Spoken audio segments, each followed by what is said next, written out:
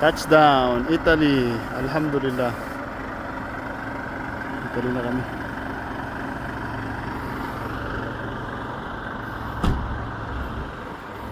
Dito na kami matutulog. Sa truck stop na to.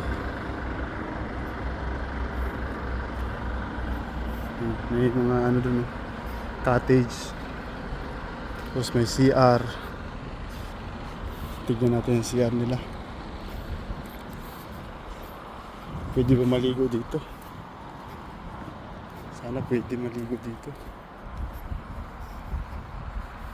Pwede lang ako matulog dyan, no? Sa labas. Ang ganda ng CR nila. Mahanip pa. Sige. Yan ang CR nila. Ang ganda. Tiyan muna tayo. This is your Pinoy Moro Tracker. Good morning.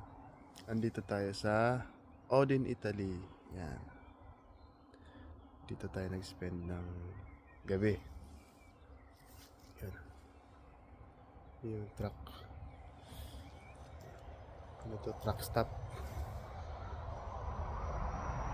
Marami kami natulog dito. Ang kagandahan dito sa Europe, madalas sa mga truck stop nila may sariling CR. Ganda. Yan. Yan CR nila. Pag naka-green, sabihin bakante. Pag nakapula yan, sabihin occupied. Yan. Nakita ko sa inyo. Oh, ang ganda. Malinis.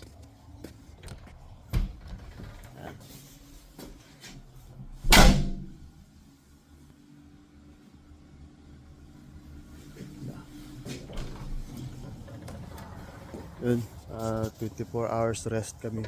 Dito kami inabot ng mandatory 24 hours rest. Kaya mag-i-stay kami ng 24 hours muna dito bago kami tutuloy dun sa deliveran namin sa Fernandina. Yes, Fernandina. Fernandina, Italy. Sa pinakadulo na ng Italy.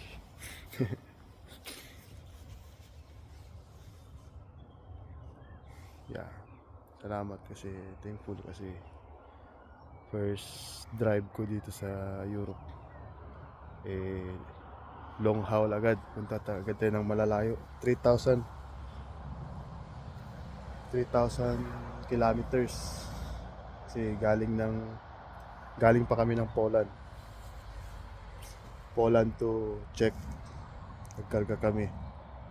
Tapos from Czech Republic, Lvov, Czech Republic, Austria to Italy. Last night doon kami sa border ng Austria. Inabot border ng Czech Republic at Austria.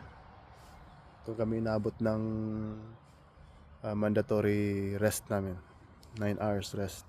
Kaya hindi mo pwedeng hindi sundin yung given time ng tako kasi pag hindi mo sinunod yun, malaking violation yun.